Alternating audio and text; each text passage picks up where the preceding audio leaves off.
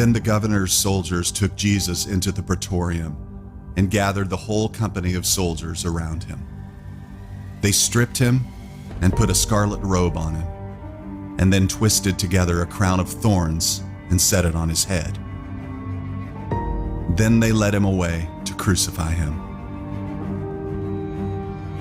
They came to a place called Golgotha, which means the place of the skull. There they offered Jesus wine to drink, mixed with gall, but after tasting it, he refused to drink it. When they had crucified him, they divided up his clothes by casting lots, and sitting down, they kept watch over him there. Above his head, they placed the written charge against him: "This is Jesus, the King of the Jews." From noon until 3 in the afternoon, darkness came over all the land. About 3 in the afternoon, Jesus cried out in a loud voice, my God, why have you forsaken me?" Immediately, one of them ran and got a sponge. He filled it with wine vinegar, put it on a staff, and offered it to Jesus to drink. And Jesus cried out again in a loud voice, "Father, into your hands I commit my spirit." When he had said this, he breathed his last.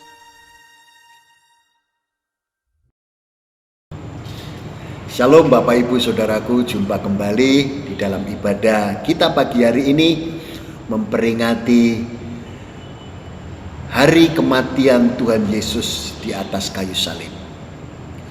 Sekalipun kita tidak ada di gereja dan kita beribadah di rumah kita masing-masing, itu mengingatkan kepada kita seperti yang firman Tuhan katakan, bagaimana bangsa Israel untuk pertama kali memperingati Paskah itu di rumah mereka masing-masing. Ya. Bapak Ibu, berbicara tentang penyaliban. Penyaliban itu adalah merupakan sesuatu yang memang sudah Tuhan rancangkan sebelum dunia diciptakan. Sebelum Tuhan menciptakan Adam, Dia tahu bahwa Adam pertama itu akan gagal. Itu sebabnya Tuhan akan mengirimkan kepada dunia ini Adam kedua, yaitu Kristus, yang harus mati di atas kayu salib menebus dosa umat manusia. Bapak Ibu Saudaraku yang dikasihi oleh Tuhan, penyaliban diduga diciptakan oleh orang Persia pada tahun 300 sebelum Masehi, dan kemudian disempurnakan oleh orang-orang Romawi pada tahun 100 sebelum Masehi. Penyaliban adalah salah satu bentuk hukuman yang diterapkan di dalam kekaisaran Romawi, dan peristiwa yang paling populer penyalibannya Tuhan Yesus Kristus. Hal ini terambil dari sumber sword.grid.id. Salib Kristus. Dunia takut untuk mengakui bahwa Yesus itu pernah mati di atas kayu salib. Dunia tidak pernah mau mengakui bahwa yang mati di atas kayu salib itu adalah Yesus. Tetapi dunia mengatakan bahwa itu orang yang mirip dengan Yesus. Bapak Ibu Saudaraku yang dikasihi oleh Tuhan, peristiwa kematian Kristus itu dirancang oleh Bapa di surga sebelum dunia ini diciptakan. Dan kemudian nabi-nabi sebelum Yesus ada, mereka bernubuat baik tentang lahirnya, tempat hidupnya, pelayanannya, bahkan saat kematiannya itu dinubuatkan oleh banyak para nabi. Itulah sebabnya kalau dunia mengatakan bahwa itu yang disalibkan bukan Kristus, itu justru adalah merupakan berita kebohongan. Pagi hari ini kita akan melihat kebenaran firman Tuhan dengan satu tema, keagungan pada salib Kristus, yang terambil di dalam Injil Lukas pasal 23 ayat 33 sampai dengan ayatnya yang ke-43. Bapak Ibu Saudaraku, mari kita sama-sama membaca Alkitab kita, dan kita akan membacanya bersama-sama mulai ayat 33 sampai dengan ayatnya yang ke-43. Ya. Saya menunggu Bapak Ibu untuk mencari Injil Lukas pasal 23.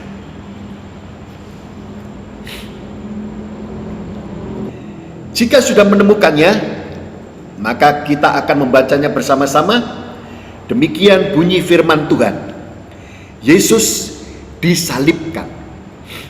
Ketika mereka sampai di tempat yang bernama Tengkorak, mereka menyalibkan Yesus di situ, dan juga kedua orang penjahat itu, yang seorang di sebelah kanannya dan yang seorang di sebelah kirinya.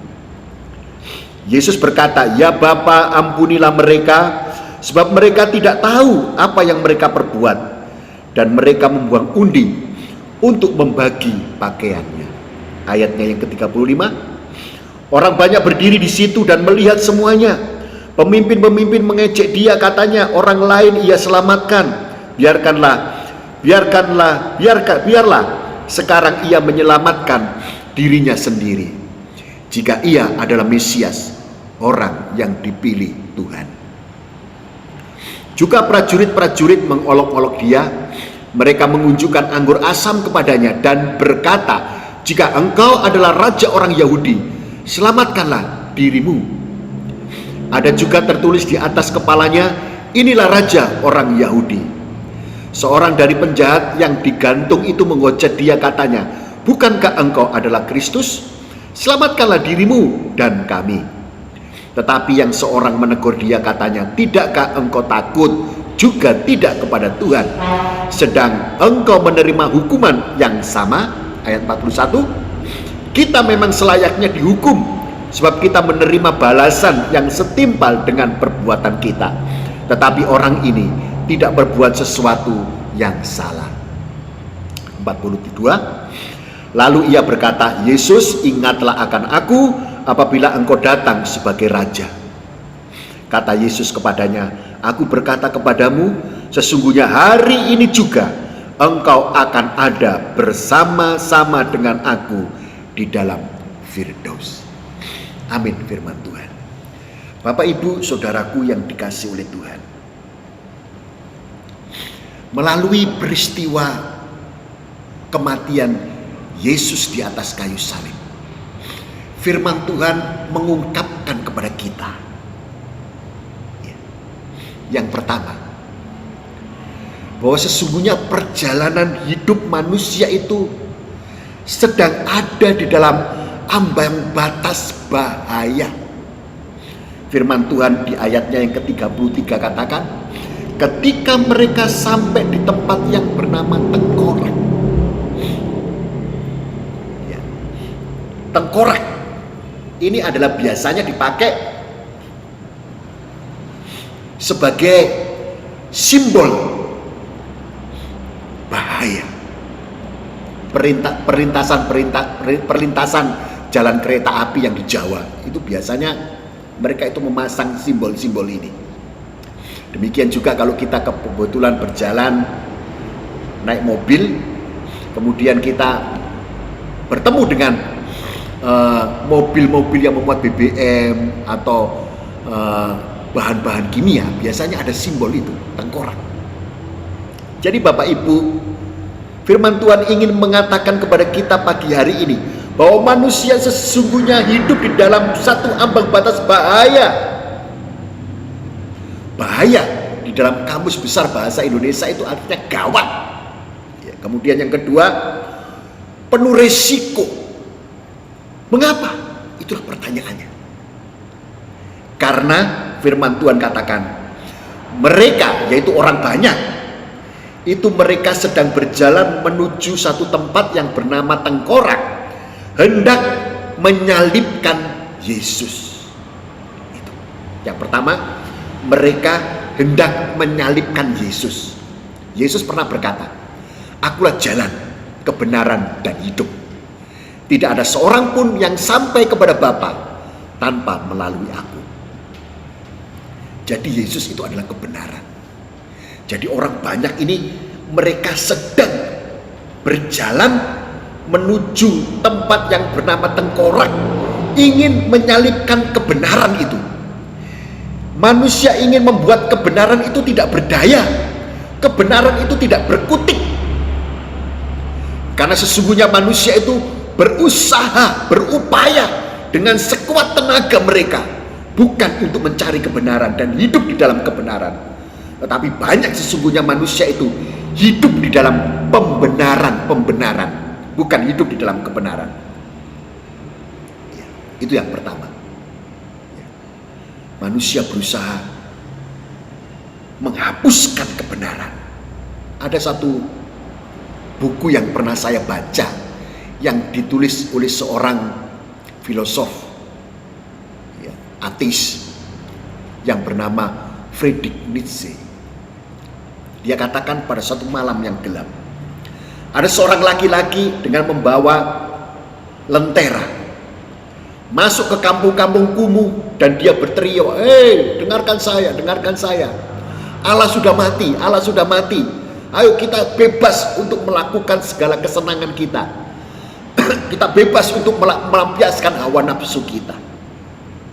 Ya, Bapak Ibu, bukankah itu yang dilakukan oleh manusia? Manusia sesungguhnya tidak menyukai kebenaran. Ya.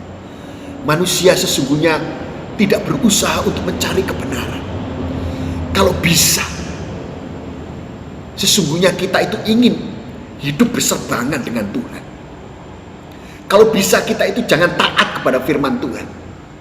Karena sesungguhnya firman Tuhan itu bertentangan sekali dengan daging keinginan manusia kita. Itu sebabnya kita seringkali tidak melakukan firman Tuhan. Dan kita hanya mendirikan pembenaran diri sendiri. Yang kedua, manusia ada dalam batas ambang bahaya. Firman Tuhan katakan, karena manusia itu yang pertama tadi menyalibkan Yesus yang adalah kebenaran, kemudian manusia itu menyalibkan kedua penjahat ini.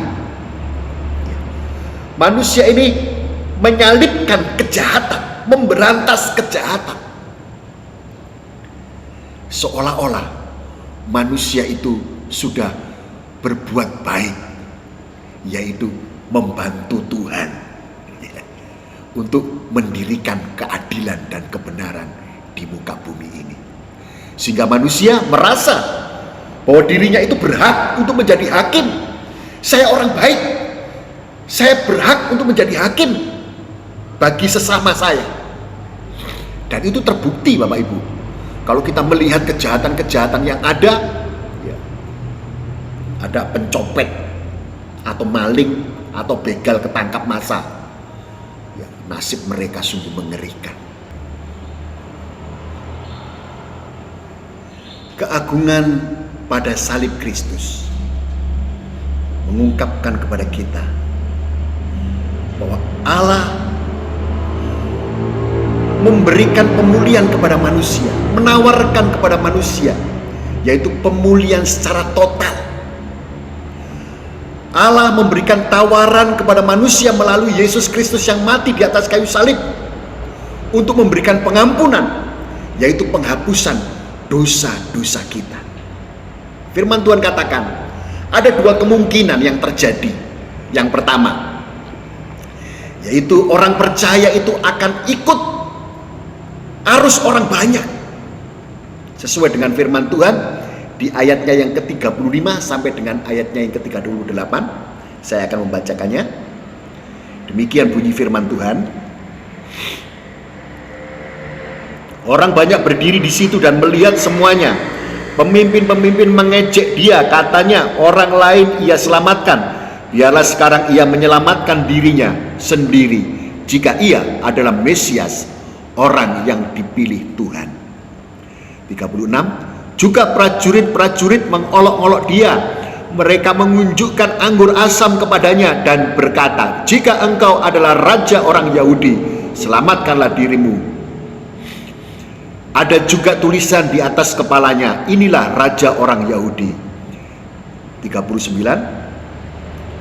Seorang dari penjahat yang digantung itu menghujat dia, katanya, bukankah engkau adalah Kristus? Selamatkanlah dirimu dan kami. Bapak ibu saudaraku, ada dua kemungkinan, yaitu sikap orang percaya terhadap tawaran Yesus. Yang pertama adalah mungkin orang percaya itu mengikuti arus orang banyak. Firman Tuhan di ayat yang ke-39 katakan, dari seorang penjahat itu katakan bahwa bukankah engkau adalah Kristus? Selamatkanlah dirimu dan juga kami. Jadi kemungkinan yang pertama adalah orang percaya itu orang percaya akan ragu dalam iman.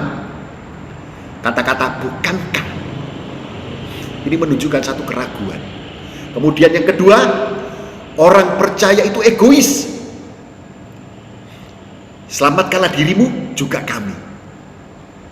Orang percaya itu akan mengatur Tuhan. Dan yang keempat, tidak menghargai kedaulatan Tuhan. Itulah yang dilakukan oleh orang percaya. Suka ngatur Tuhan, seolah-olah dirinya itu lebih pandai daripada Tuhan, lebih mengerti, lebih tahu segala-galanya. Kalau sudah terjadi seperti ini, Bapak Ibu, apa yang terjadi? Akibatnya firman Tuhan katakan, mereka atau orang percaya itu tidak dihiraukan oleh Tuhan. Dan kemudian orang percaya itu akan diserahkan pada pikiran yang sia-sia, seperti di dalam Roma pasal 1 ayat 23 dan seterusnya. Kemudian hal itu akan menimbun murka Allah di dalam kehidupan orang tersebut. Dan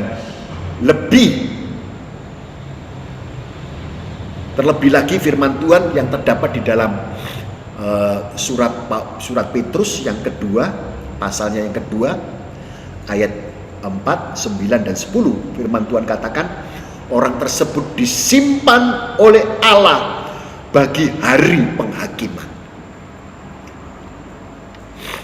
Dan orang tersebut akan menanggung akibatnya sendiri. Menanggung kejahatannya sendiri. Tidak dipikul oleh orang banyak. Yang kedua, kemungkinan orang percaya itu akan mengikuti kehendak Tuhan, sehingga orang percaya tersebut mendapatkan pengampunan Tuhan. Ayat 40 sampai dengan ayat yang ke-41, saya akan membacakannya. Tetapi yang seorang menegur dia, katanya, tidakkah engkau tahu takut juga tidak kepada Tuhan, sedang engkau menerima hukuman yang sama? Kita memang selayaknya dihukum, sebab kita menerima balasan yang setimpal dengan perbuatan kita. Tetapi orang ini tidak berbuat sesuatu yang salah.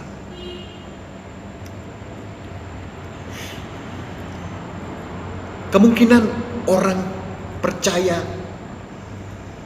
ikut kehendak Tuhan, memperoleh pengampunan. Yaitu yang pertama yang dilakukan oleh orang-orang percaya itu adalah sadar akan dosa-dosanya, menyadari keberadaan. Inilah kebutuhan kita yang sesungguhnya, bahwa manusia itu harus sadar akan kebutuhannya. Tuhan, aku butuh pengampunan, aku memang orang berdosa, dan aku berusaha untuk menjadi orang yang baik dan berkenan kepada Tuhan, tetapi sering aku gagal. Seperti yang Paulus katakan, ada kehendak untuk berbuat baik, justru bukan kehendak baik yang aku lakukan, tetapi justru hal-hal yang tidak baik yang dia lakukan. Dan yang kedua adalah menghargai pengorbanan Yesus. Kalau dua hal ini kita lakukan, Bapak Ibu Saudaraku, Yesus menjanjikan kepada kita apa? Di ayatnya yang terakhir, 43. Kata Yesus kepadanya, aku berkata kepadamu, sesungguhnya hari ini juga engkau akan ada bersama-sama dengan aku di dalam Firdaus. Ini yang dijanjikan oleh Yesus. bagi orang yang mau menerima tawaran Yesus, ikut kehendak Tuhan, dan mereka akan mendapatkan pengampunan karena orang tersebut sadar bahwa dia butuh pengampunan bagi dirinya sendiri. Bapak Ibu, firman Tuhan katakan hanya Yesus yang bisa memulihkan firdaus yang hilang itu dalam kehidupan manusia. Sejak manusia pertama Adam dan Hawa jatuh dalam dosa, maka kemuliaan firdaus itu diangkat oleh Tuhan. Dan seumur hidup manusia berusaha dengan berbagai macam cara ingin menemukan firdaus yang hilang itu. Dengan jalan manusia berpikir, kalau saya berbuat sesuatu yang bagaimana supaya saya betul-betul Tuhan terkesan dengan saya, melalui agama yang kita anut, berpikir Tuhan akan terkesan. Mungkin dengan melakukan hal-hal yang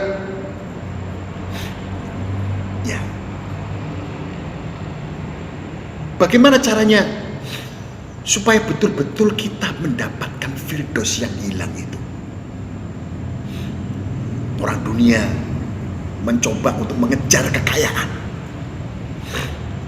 karena bagi mereka mungkin itulah yang bisa membahagiakan hidup mereka. Ada orang yang lari, yaitu dengan seks bebas, karena mungkin berpikir bahwa itulah yang bisa memberikan kebahagiaan di dalam hidup mereka. Ada sebagian orang, beberapa orang mereka lari di narkoba, karena mungkin dia berpikir bahwa itulah yang bisa memuaskan dia dan memberikan kebahagiaan. Bapak Ibu Saudaraku, kebahagiaan tidak akan pernah bisa temukan di dunia ini. Kebahagiaan hanya bisa diberikan oleh Yesus, yang bisa menawarkan kepada kita dan memberikan kepada kita, menjanjikan kepada kita firdaus yang hilang itu. Apa firdaus yang hilang itu? Coba kita buka di dalam kitab Kejadian pasalnya yang kedua sebagai ayat yang terakhir, dari ayat yang ke-15 sampai dengan ayatnya yang ke-24 ya. Jika sudah menemukannya, saya akan membacakannya untuk Bapak Ibu Saudaraku semua. Kitab Kejadian pasal 2 ayat 15 sampai dengan ayat yang ke-24. Demikian firman Tuhan. Tuhan Allah mengambil manusia itu dan menempatkannya dalam Taman Eden untuk mengusahakan dan memelihara taman itu. Lalu Tuhan Allah memberi perintah ini kepada manusia: semua pohon dalam taman ini boleh kau makan buahnya dengan bebas, tetapi buah pengetahuan tentang yang baik dan yang jahat itu janganlah kau makan buahnya, sebab pada hari engkau memakannya pastilah engkau mati. Tuhan Allah berfirman, tidak baik kalau manusia itu seorang diri saja. Aku akan menjadikan penolong baginya yang sepadan dengan dia. Lalu Tuhan Allah membentuk tari tanah, segala binatang bidutan, dan segala burung di udara. Dibawanya lah semuanya itu kepada manusia untuk melihat dan bagaimana ia menamainya. Dan seperti nama yang diberikan manusia itu kepada tiap-tiap makhluk yang hidup, demikianlah nanti nama makhluk itu. Manusia itu memberi nama kepada segala ternak, kepada burung di udara, dan kepada segala binatang hutan. Tetapi baginya sendiri ia tidak menjumpai seorang penolong yang sepadan dengan dia. Lalu Tuhan Allah membuat manusia itu tidur nyenyak. Ketika ia tidur, Tuhan Allah mengambil salah satu rusuk daripadanya, lalu menutupnya tempat itu dengan daging. Dan dari rusuk yang diambil Tuhan Allah dari manusia itu, dibangunnyalah seorang perempuan. Lalu dibawanya kepada manusia itu. Lalu berkatalah manusia itu, inilah dia, tulang dari tulangku dan daging dari dagingku. Ia akan dinamai perempuan, sebab ia diambil dari laki-laki. Sebab itu seorang laki-laki akan meninggalkan ayahnya dan ibunya, serta bersatu dengan istrinya, sehingga keduanya menjadi satu daging. Mereka keduanya telanjang, tetapi manusia dan istrinya itu tapi mereka tidak merasa malu. Amin, firman Tuhan. Bapak Ibu, Firdaus yang hilang dijanjikan oleh Yesus hanya kepada orang-orang yang sudah menerima, yaitu tawaran pemulihan total, kesembuhan total dari Tuhan, yaitu keselamatan yang datangnya dari Tuhan melalui pengampunan dosa. Bapak Ibu, mungkin Firdaus itu sudah hilang di dalam kehidupan kita, dan kita ingin mendapatkan pemulihan Firdaus itu harus melalui pengampunan dosa. Yang pertama, akui kebutuhan kita, baru kemudian Tuhan memulihkan Firdaus yang hilang itu. Firman Tuhan katakan di dalam Firdaus itu, firman Tuhan katakan hidup bermasyarakat. Yang pertama, pengolahan ekonomi itu baik, pemeliharaan kelangsungan hidup, penempatan sebagai anggota masyarakat yang baik dan terhormat. Kemudian yang keempat adalah penguasaan lingkungan. Itu yang pertama yang diberikan oleh Tuhan. Hidup bermasyarakat kita. Kemudian yang kedua, hidup beribadah. Taat firman Tuhan. Tahu mana yang baik dan tahu mana yang jahat. Kalau kita membaca peristiwa Nabi Yunus yang diperintahkan oleh Tuhan untuk ke tanah Niniwe, tapi dia pergi ke Tarsus. Firman Tuhan katakan bahwa orang Niniwe itu tidak bisa membedakan tangan kiri dan tangan kanan. Bukan mereka bodoh, bukan. Artinya mereka, ini bahasa kiasan. Artinya mereka itu tidak bisa membedakan mana yang baik dan mana yang jahat. Hanya orang-orang yang sudah mendapatkan pengampunan dosa dan Firdaus di dalam kehidupannya yang hilang itu dipulihkan oleh Tuhan, baru orang tersebut bisa membedakan mana itu yang baik dan mana yang jahat. Dan yang terakhir, yang ketiga, hidup bertumah tangga itu baik dan sempurna. Adam berkata kepada Hawa, inilah tulang dari tulangku dan daging dari dagingku. Hidup di dalam rumah tangga itu kuat, indah, dan sejahtera. Bapak Ibu Saudaraku yang dikasihi oleh Tuhan,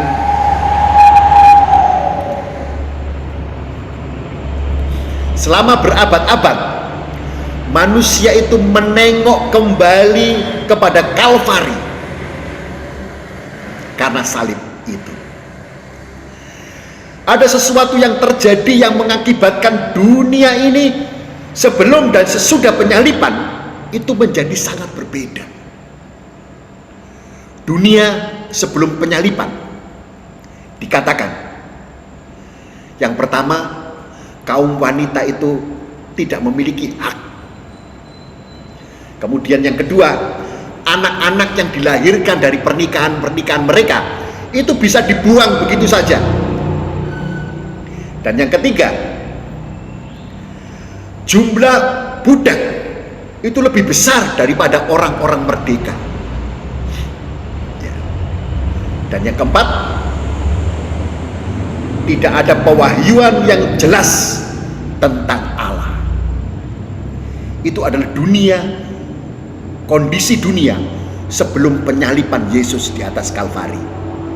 Tetapi dunia sesudah penyaliban Yesus di atas Kalvari, kaum wanita mulai dihargai. Kemudian yang kedua, anak-anak mulai disayang secara normal. Yang ketiga, ada pewahyuan yang sempurna tentang Tuhan. Dan yang keempat, yang terakhir, jiwa-jiwa itu dimerdekakan dari kuasa dosa, dari penjajahan iblis, dari kebodohan, dan Tuhan membebaskan mereka Sehingga hanya pada salib Kristuslah kita betul-betul mengerti tentang makna hidup yang sesungguhnya. Bapak Ibu Saudaraku yang dikasihi Tuhan, selamat siang. Selamat kita memperingati hari penderitaan Kristus atau yang biasa disebut Jumat Agung. Kita bersuka cita melalui peristiwa ini, kita diingatkan oleh firman Tuhan bahwa sesungguhnya peristiwa ini begitu berarti sekali bagi kita orang percaya.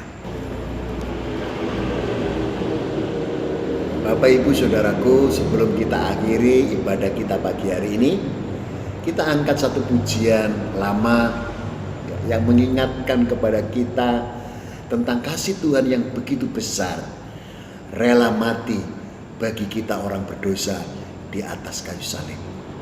Haleluya.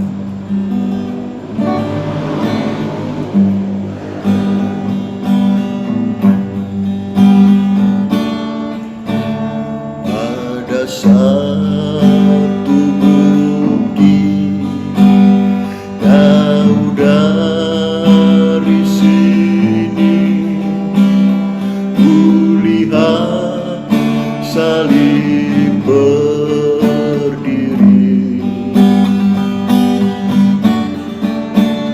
potong kayu kasar, tanda dosa besar.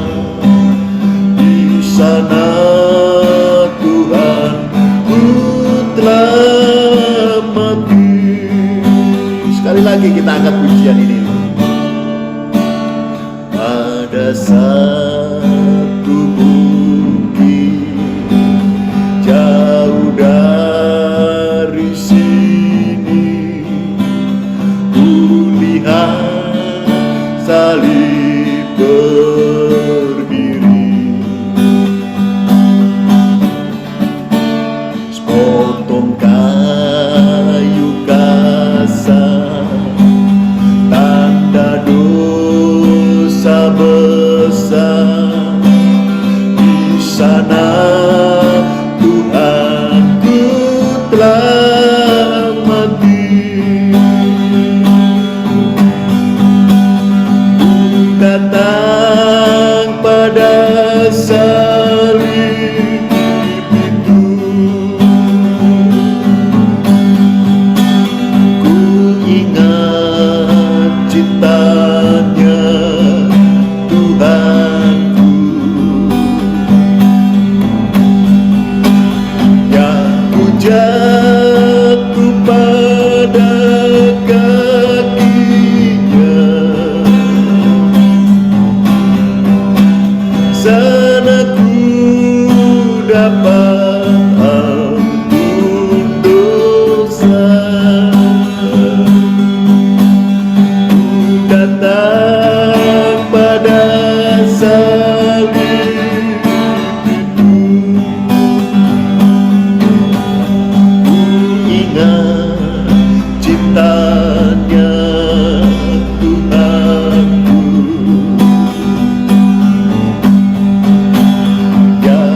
jatuh pada kakinya,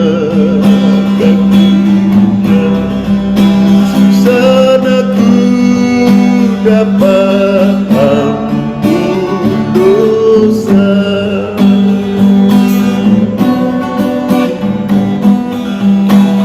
Sana ku dapat ampun dosa.